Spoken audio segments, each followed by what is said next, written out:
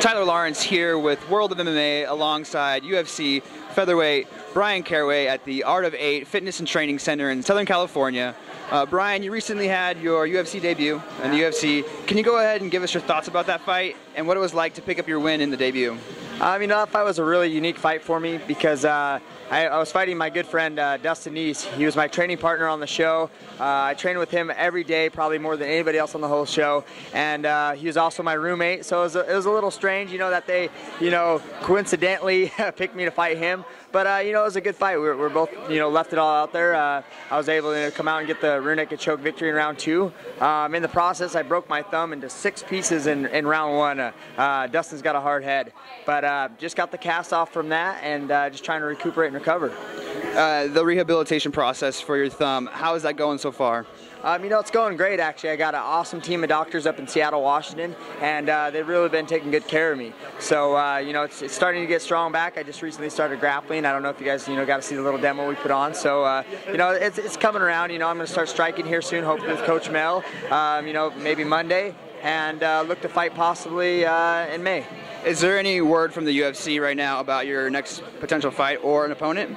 I just talked to him last week, let him know what was going on with my hand, let him know that it was getting better and when I could be possibly fighting. I think he said that it's looking like May or early June is what we're going to shoot for. So, are you going to be returning to the featherweight division? I know that you had some requests of potentially dropping down to the bantamweight division. Nice, you're doing your research. That's good. I asked him to drop down to 135.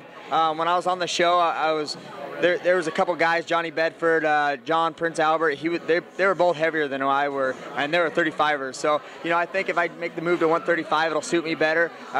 It'll force me to keep my diet a lot cleaner because right now I'm kind of a fat guy, eat what I want.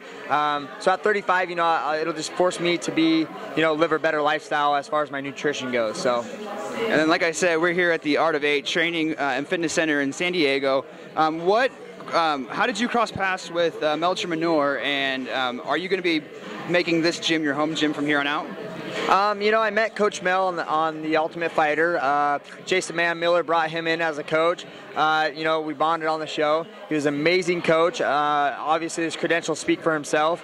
The main reason that drew me to Mel was his positivity and just being a genuinely good person. And I introduced Misha to him, and I thought there's nowhere better to work our hands than with Coach Mel. And we came down here to finish up our training camp. And San Diego's nice. I'm not gonna lie, I like the warm weather. Washington right now, there's about 1.5 feet of snow, so this nice weather is definitely making me lean to possibly thinking down here and training with Coach Mel as my striking coach, and then possibly finding a home somewhere else for my MMA and grappling. So still undecided on that part. And then, can you give us your final question? If you could give us your thoughts about Mel and his credentials and kind of this gym and how successful you think it's going to be.